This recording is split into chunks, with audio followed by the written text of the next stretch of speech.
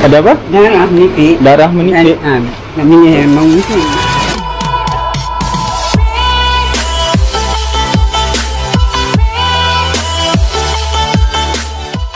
Suasana tenang di sebuah rumah kedai sekitar Petaling Jaya bertukar kecoh apabila seorang penyewa menemui cecair merah yang dipercayai darah pekat yang menitis dari siling bilik sewanya. Penemuan mengejutkan itu telah membawa kepada penemuan satu mayat lelaki yang tinggal di atas unit tersebut. Mangsa dikatakan sudah meninggal dunia selama beberapa hari. Menerusi perkongsian DTT Norman Affan, kejadian berlaku di sebuah rumah kedai apabila penyewa mengadu kepada pihak berkuasa mengenai bau busuk dan darah yang menitik dari siling biliknya. Menurut penyewa itu, terdapat lelaki warga emas yang tinggal di unit atas biliknya, namun sudah 3 hari tidak melihat keribat individu berkenaan. Bertindak di atas laporan tersebut, sepasukan anggota Jabatan Bomba dan Penyelamat Malaysia dan Polis Diraja Malaysia telah pergi ke lokasi kejadian dan mendapati benar terdapat cecair berwarna merah pekat menitis dari siling rumahnya.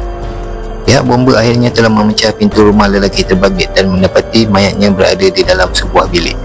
Di ruangan komen TT beliau, ramai yang menyifatkan penemuan darah itu sebagai pertolongan daripada Allah buat si mati.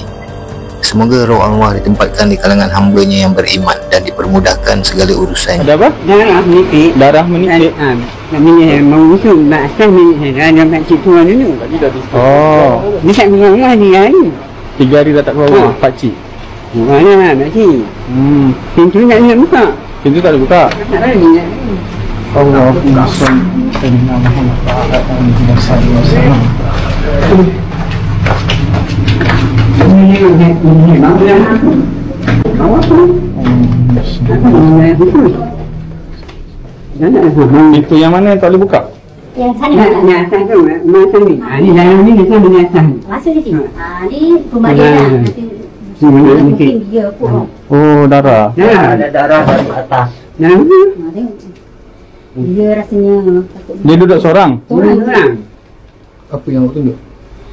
Ada darah. Darah tu dalam itu tu. Lagi tengok dulu pintu dia macam mana? Boleh cek. Lalu orangnya hanya tu kan ini dah jalan.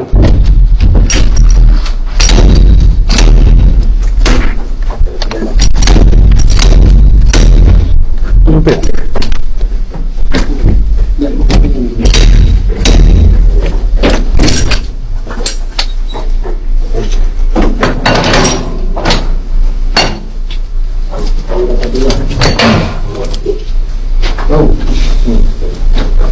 Bismillahirrahmanirrahim.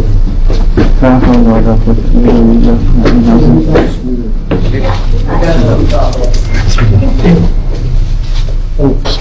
Kat sana ni. Buat darah dia menitik ke bawah.